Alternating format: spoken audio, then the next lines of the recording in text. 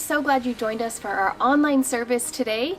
We are continuing in our series called Fresh, where we're looking at the fruit of the spirits found in Galatians 5. And today we are looking at peace. Our spring session of small groups is right around the corner. We will be starting signups on Sunday, February 13th. You'll be able to sign up on our app or our website, and we will have all the details on what groups are going to be available to you guys shortly. Also coming up on February 13th is Super Bowl Sunday, which means it's Super Sunday. And we have an exciting service planned for you guys. We've got some fun inflatables, a churro truck is going to be there. Also, our PC kids are going to be having their Sunday Fun Day, and I hear it's a glow-in-the-dark theme. So join us on February 13th to kick off the big game together. Our Prodigal Church app is the best way for you guys to stay connected with us and up to date on all of our events. It's also where you'll find any past sermons and our virtual Connect card. So if you're newer with us or you have any info that needs to change, head over there, fill out the Connect card, and we would just love to say hi. Also, we can update your information. If you'd like to give to Prodigal Church, you can do so by heading to our app or our website. Just click the Give tab. We are so thankful for your continued support and generosity. We're so glad you joined us today for our online service as we continue our series Fresh. Now let's worship together. Oh, how high would I climb mountains if the mountains were where you hide? And oh, how far I'd scale the valleys if you grace the other side. And oh, how long have I chased rivers from lowly seas to where they rise, against the rush of grace descending from the source of its supply. When the highlands and the heartache, you're neither more or less inclined. Oh, I would search and stop at nothing. You're just not that hard to find. So I will praise you on the mountain, and I will praise you in the mountains in my way. You're the summit where my feet are. So I will praise you in the valleys all the same. No less God within the shadows, no less faithful when the night leads me astray. You're the heaven where my heart is, when the highlands and the heartache all the same.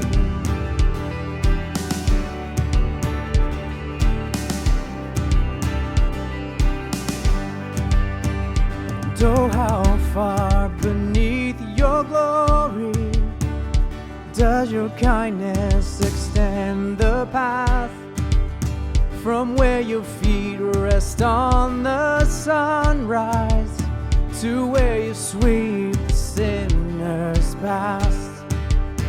And oh, how fast would you come running, with just a shadow me through the night. Trace my steps through all my failure and walk me out the other side. Who would dare ascend that mountain, that valleyed hill called Calvary, but for the one I call Good Shepherd, who like a lamb was slain for me. So I will praise you on the mountain, and I will praise you in the mountains in my way. You're the summit where my feet are. So I will praise you in the valleys all the same. No less God within the shadow, no less faithful when the night leads me astray. You're the heaven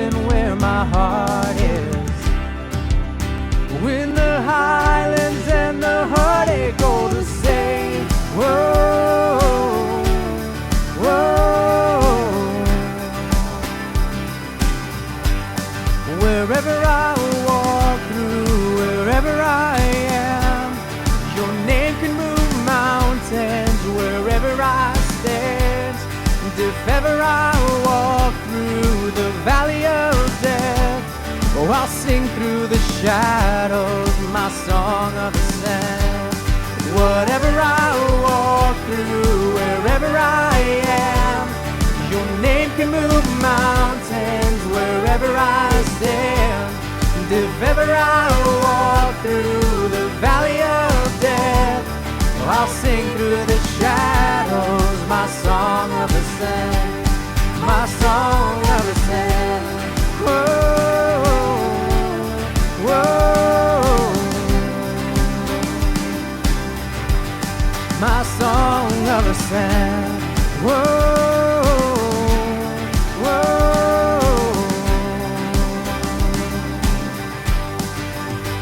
It's from the gravest of all valleys come the pastures we call grace. A mighty river flowing upward from a deep but empty grave. So I will praise you on the mountain, and I will praise you in the mountains in my way. You're the summit where my feet are. So I will praise you in the valleys all the same. No less God within the shadows, no less faithful when the night leads me astray. You're the heaven where my heart is, when the highlands and the heartache all the same. By love, known by love, I wanna be known by love, known by love.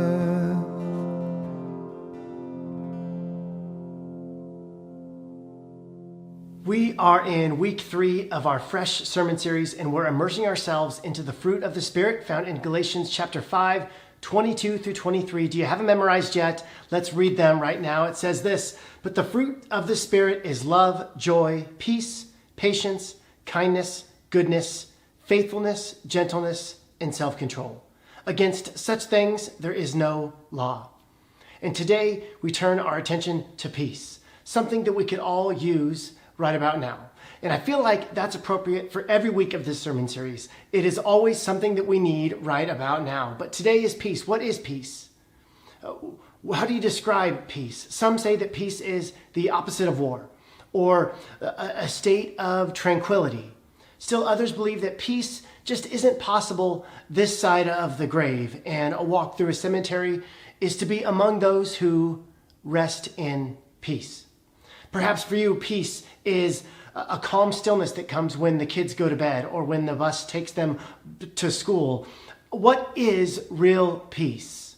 How do we obtain this? When the Apostle Paul wrote about the fruit of the Spirit, which is peace, he had 2 ideas in mind. He had the Hebrew idea of shalom, which is well-being, prosperity, wholeness. It's throughout the Old Testament. He also had the Greek word irene. It means harmony or tranquility or safety, peace between individuals, or exemption from rage or havoc, war. This peace, this irene, is not just inner peace or peace within relationships or peace from violence or injustice. Shalom and irene is all of those things. And the concept of peace is a big deal throughout the entire scriptures. And after Jesus had died, he was resurrected 3 days later, and he visits his disciples in the upper room. Check out what John says in chapter 20. "On the evening of that first day of the week, when the disciples were together, with the doors locked for fear of the Jewish leaders, Jesus came and stood among them and said, 'Peace be with you.' After he said this, he showed them his hands and his side, and the disciples were overjoyed when they saw the Lord. Again, Jesus said, 'Peace be with you. As the Father has sent me, I am sending you.'" Luke's gospel says it this way in chapter 24. While they were still talking about this, Jesus himself stood among them and said to them, "Peace be with you."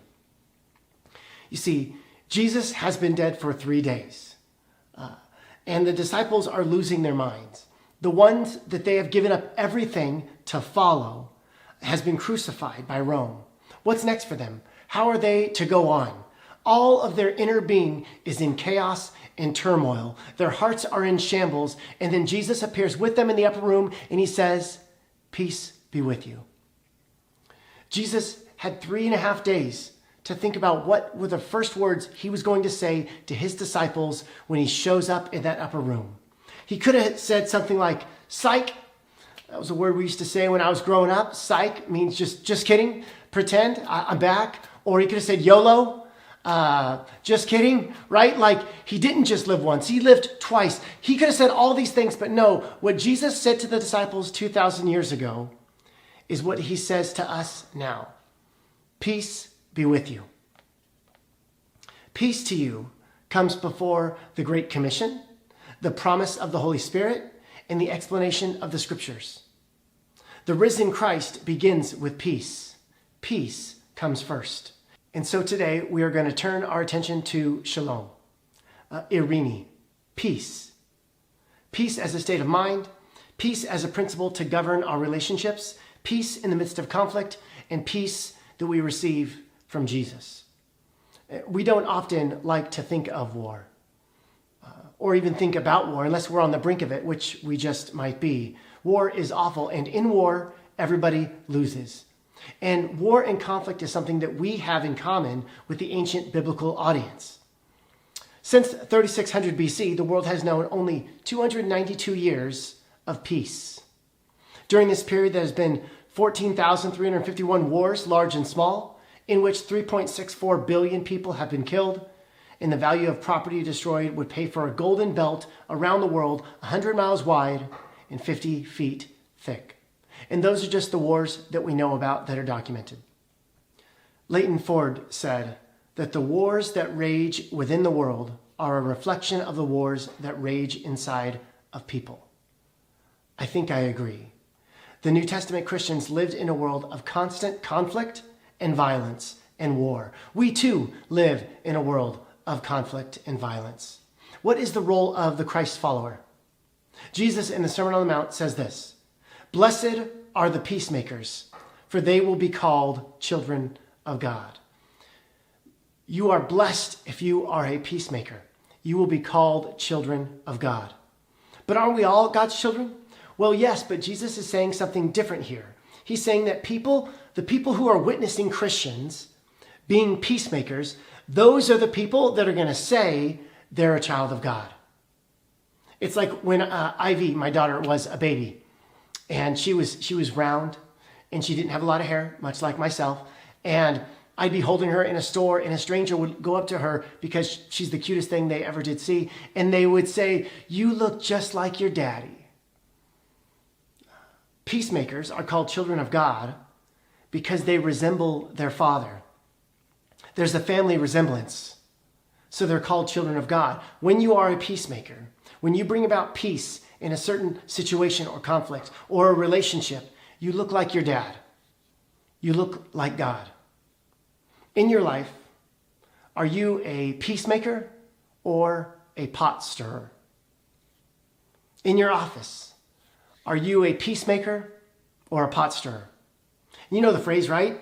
Pot stirrer, you picture a pot or a stew, and all of the ingredients have kind of settled down at the bottom, out of sight, until it is stirred and the ingredients all rise to the surface. Metaphorically for us, a lot of issues or resentments or obligations can drop out of sight when nobody mentions them. But then one can stir the pot and bring them all up, sometimes with malice, right? In your office, are you a peacemaker or a pot stirrer? In your home, are you a peacemaker or a pot stirrer? Do you enjoy seeing how people respond to other people's successes or failures? Do you often bring up sensitive issues in public to gauge people's responses? You might be a pot stirrer. You see, becoming people of peace isn't just about de-escalating violence. it's also about de-escalating conflict, internal conflict and external conflict. In the first century, when Jesus and Paul pointed to being people of peace, they weren't referring to that pot stirrer in the office that says, hey, thanks a lot, Biden, for those gas prices, and then walks away. No. Israel was oppressed by the Romans. Rome was killing people. They didn't have to think very hard who was their enemy. Christian peacemaking in the early centuries wasn't about pot stirring or gossip. It was about actually loving the people oppressing you, the people using violence to hurt you, showing love to people who are hurting you, who are torturing you. Did you know that one of the most striking and scandalous aspects of the early Christians was their love of enemies? They refused to use violence to retaliate. They would sacrifice their lives for the people who are hurting them.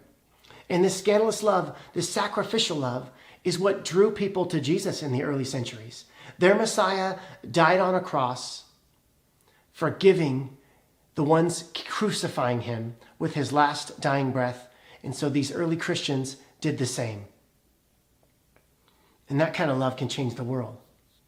And the church seems to have lost that power once it gained power. It is under the Emperor Constantine where the cross and the sword were married together. When the Roman emperor became a Christian and made it cool to be a Christian, Christians became the ones in power. He Christianized the Roman Empire, and the church seems to have lost the power of enemy love when they gained the power of the sword. And once the church had power over enemies, there was no need to love their enemies. Once the church could kill their enemies, there was no longer a need to die for their enemies. And the church seems to have lost that for roughly 1,200 years. And then 1,200 years later, there arose a group of Christians called Anabaptists, and they refused to retaliate against their enemies. And they began to love once again. And there was a Dutch Anabaptist named Dirk Willems. He was arrested for disagreeing with the powerful religious Christians of his day. And he was placed in a tower, okay? Think those movies where you're put into this stone tower in Europe where it's cold and freezing. And he's put in a dungeon at the top, and it was winter in Europe.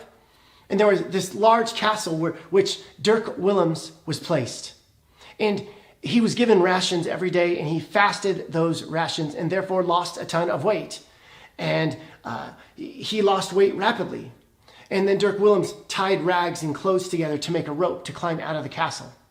When he hit the ground, he made a dash to the lake. While being pursued by a guard, he ran on top of a frozen lake. And because his body was so emaciated and thin and barren, the ice did not break beneath him. But as the guard pursued him with his heavy armor on, he fell through the ice. Dirk Willems turns around and rescues his oppressor, rescues his captor. He is then arrested, tortured, and killed for his faith. It is said that the guard repented of his actions and was changed. And the word spread of Willems' sacrificial love, and it spread to the land even to this day. You can visit a sculpture dedicated to Dirk Willems in Manitoba, Canada. I believe, like the Christians under Constantine, we too have lost the plot. We too trust in power over others instead of power under others. This isn't only about violence and war. It plays itself out in lots of ways, in subtle ways within our lives, and we don't even realize it. I read a story of a despondent woman who was walking along the beach, and she saw a bottle in the sand. She picked it up, pulled off the cork, and whoosh, big smoke comes out, and this giant genie arises. And the genie says, "You've released me from my prison. To show my gratitude, I will grant you 3 wishes, but take care, take great care. For each wish you make, your mate will receive a double portion." And she says, "No, I don't want that. My husband left me for another woman." And he says, "I'm sorry, this is how it's written." And so she thinks for a second and she says, "I would like $1 million. And boom, $1 million shows up at her feet. And somewhere in a distant land, there's a flash of light, and the wayward husband has twice as much money as she does. And the genie says, and your second wish? She says, genie, I want a beautiful diamond necklace. And whoosh, she had this beautiful bling bling diamond necklace on. And somewhere where her husband was, he was looking for the nearest pawn shop to sell the beautiful priceless jewels that he was surrounded by. The woman said to the genie, genie, is it true that my husband has $2 million and more expensive jewels than I bear, and that he gets double everything that I receive? And the genie says, it is so. And the woman says, well, genie, I'm ready for my final wish. I want you to scare me half to death. We love stories like that where someone gets revenge. We love movies like that where someone gets revenge. Years ago, I saw this headline while scrolling through Facebook: gun that collects and freezes your tears so that you can shoot them at the one who hurt you. Okay, this is true. A woman in Taiwan actually invented this. The user first puts on the mask with a silicone cup that catches your tears. The tears are then frozen in a bottle, loaded into the gun, allowing your frozen tears to be fired at your enemies. This is a real thing. We all want to get the last word. We all want our enemies to get what's coming to them. And that is natural. That is understandable. It's just not Christian.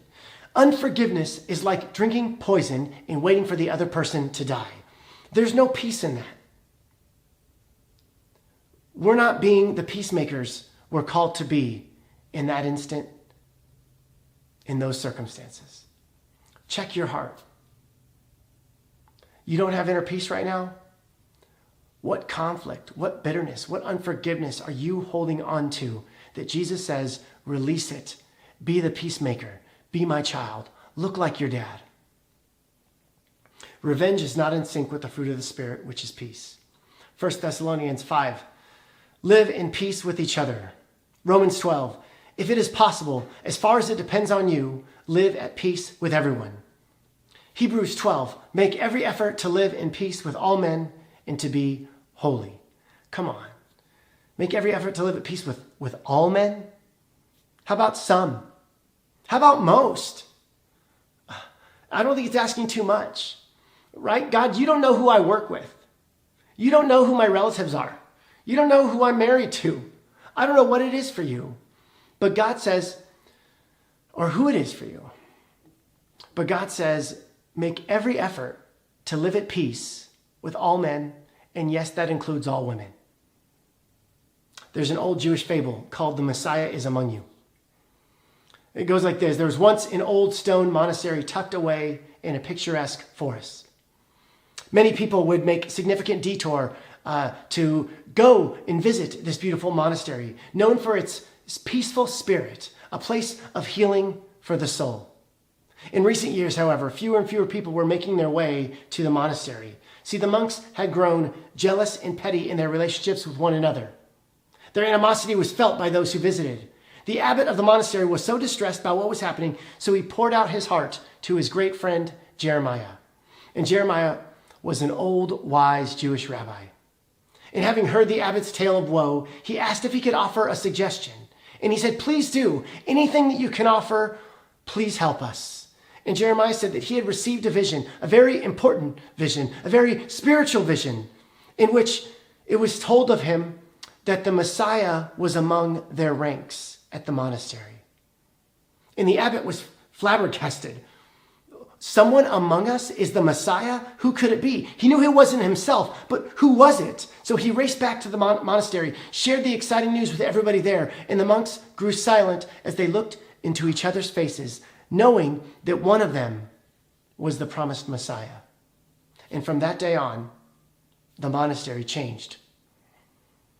Joseph and Ivan started talking again, neither wanting to be guilty of slighting the Messiah. Pierre and Nabu left behind their anger and sought each other's forgiveness. The monks began serving each other, looking for opportunities to help, to bless, to forgive, and to heal when offense had been given. As one traveler and then another discovered the new sense at the monastery, word soon spread about the remarkable spirit of peace. People once again took the journey and find themselves renewed and transformed, all because those monks knew that the Messiah was among them. The Messiah is among you. He dwells in your house. He lives within your community. He works at your office. The person you can't stand and the person that can't stand you. What if scandalous love was the key to peace? It is always more rewarding to resolve a conflict than to dissolve a relationship. I know it may not seem that way, but it is always more rewarding to resolve a conflict than to dissolve a relationship. Becoming a person of peace in a world of conflict is radically difficult. Do you agree? There's a story told of a woman who longed for peace. She wanted peace in the world, but more so and more prevalent, she wanted peace in her own heart and life. The world seemed to be falling apart. She would read the papers, she would get depressed. One day she decided to go shopping. She went to a mall and she picked a store at random. She walked in and she was surprised to see behind the counter Jesus. She knew it was Jesus because he looked just like the picture she had seen in all the holy cards growing up. She finally got the nerve to ask, "Excuse me, sir, are you Jesus?" And he says, "I am." She says, "Do you work here?" He says, "Well, no, I own the store." And she said, "Well, what do you sell?" And he says, "Everything. Feel free to walk up and down the aisles, make a list, write them down, come back and we'll see what we can do for you." And she did just that. She walked up and down the aisles and there was for sale, peace on earth, no more war, no hunger, no poverty, peace in families, no more drugs, harmony, clean air, careful use of resources. She wrote down furiously. By the time she got back to the counter, she had a long list. Jesus took the list, skimmed through it, looked at her and smiled. And he said, "No problem." Bent down behind the counter, picked out all sorts of things, stood up and laid out several packets. And she asked, "What are these?" And he said, "These are seed packets. This is a catalog store." She said, "What do you mean? I don't get the finished product?" And he said, "No, this is a place of dreams. You come and you see what it looks like. I give you the seeds. You plant the seeds. You go home and nurture them, help them grow, and someone else reaps the benefit." She said, "Oh," and she left the store without buying anything. Peace is something that must be nurtured for it to take root in our lives. You've got to plant it. You've got to water it. It needs to bask in the glory of the sun. Jesus offers peace. It takes work. Look what Paul writes elsewhere about this concept of peace. 2 Thessalonians 3:16. "Now may the Lord of peace himself give you peace at all times and in every way. The Lord be with all of you." That is my prayer for you right now. You who are listening in Iowa, in Virginia, in Ohio, in Ireland. Now may the Lord of peace himself give you peace at all times and in every way. The Lord be with you all. And for those close here in California, may the Lord of peace himself give you peace at all times and in every way. The Lord be with you all. This is that inner peace. This is shalom and irene, an inner peace, a peace among relationships, and a peace that makes its way into the injustices of this world. In Jesus' name. In front of the RCA building in New York City, there is a famous sculpture called Atlas. It is of this beautiful, muscular man bearing the weight of the world, using all of his might and all of his muscles flexing to carry the weight and just barely being able to do so. And across the street, it's St. Anthony's Cathedral. There is a porcelain sculpture of the little baby Jesus holding the whole world in his hands. Do you want this kind of peace? Do you want the supernatural peace that transcends understanding? You see, peace, irene, is peace in society, peace amidst conflict, and also this inner peace. Is it possible we lack inner peace because the conflicts within us and around us? Let's be peacemakers. Horatio Spafford once wrote many years ago, "When peace, like a river, attends my way." The next 70 seconds, I would encourage you to have a posture of stillness. Would you still your heart, soul, and mind for the next 70 seconds and reflect on what maybe God has to say to you about this fruit of the Spirit, which is peace, today. See if you can do this, because our default is to shut off the video, to turn off the podcast, and go to the next thing. For 70 seconds, dwell on the person of Jesus and what he might be saying to you right now. Thanks so much for joining us online at Prodigal Church Fresno. Grace and peace.